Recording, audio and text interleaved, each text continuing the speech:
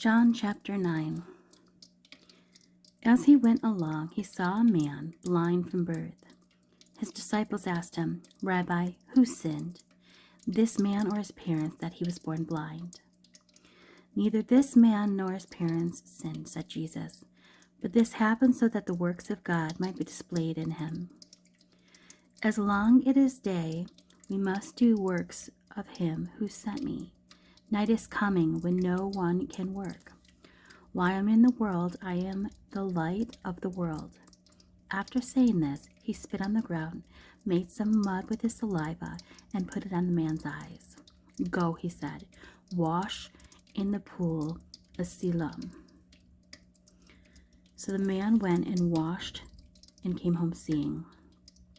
His neighbors and those who had formerly seen him begging asked, "Isn't this the same man who used to sit and beg?" Some claimed that he was. Others said, "No, he only looks like him."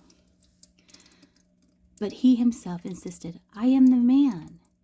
"How then were your eyes open?" they asked. He replied, "The man they called Jesus made some mud and put it in my eyes. He told me to go to Siloam and wash.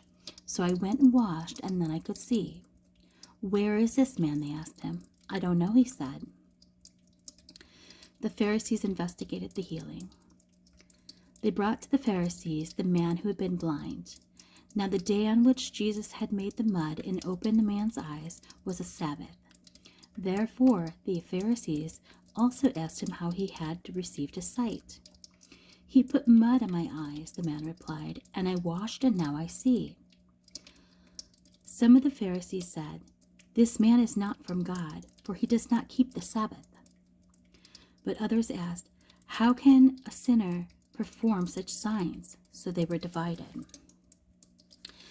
Then they turned again to the blind man. "What have you to say about him? It was your eyes he opened," the man said. "He is a prophet." They still did not believe that he had been blind and had received his sight until they sent the man's parents. "Is this your son?" they asked. "Is this the one you say he was born blind? How is it that he can now see?" "We know he is our son," the parents answered, "and we know he was born blind. But how can he see now, or who opened his eyes, we don't know. Ask him. He is of age. He will speak for himself." His parents said this because they were afraid of the Jewish leaders, who already had decided that anyone who acknowledged that Jesus was the Messiah would be put out of the synagogue. That was why his parents said, "He is of age. Ask him." A second time they summoned the man who had been blind. "Give glory to the God by telling the truth," they said. "We know this man is a sinner." He replied, "Whether he is a sinner or not, I do not know. One thing I do know, I was blind, but now I see." Then they asked him, "What did he do to you? How did he open your eyes?" He answered, "I have told you already, and you did not listen. Why do you want to hear it again? Do you want to become his disciples too?" Then they hurled insults at him and said, "You are this fellow's disciple. We are disciples of Moses. We know that God spoke to Moses, but as for this fellow, we don't know where he comes from." The man answered, Now that it is remarkable. You don't know where he comes from, yet he opened my eyes. We know that God does not listen to sinners. He listens to the godly person who does his will. Nobody has ever heard of opening the eyes of a man born blind.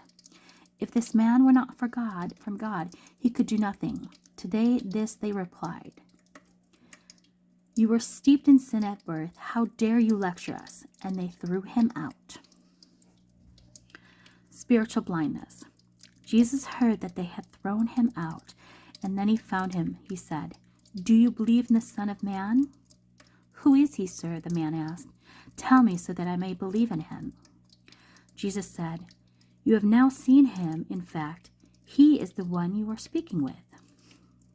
Then the man said, "Lord, I believe you," and he worshipped him. Jesus said, "For judgment I have come into this world so that the blind will see, and those who see will become blind." Some Pharisees who were with him heard him say this and asked, "What? Are we blind too?" Jesus said, "If you were blind, you would not be guilty of sin. But now that you claim you can see, your guilt remains."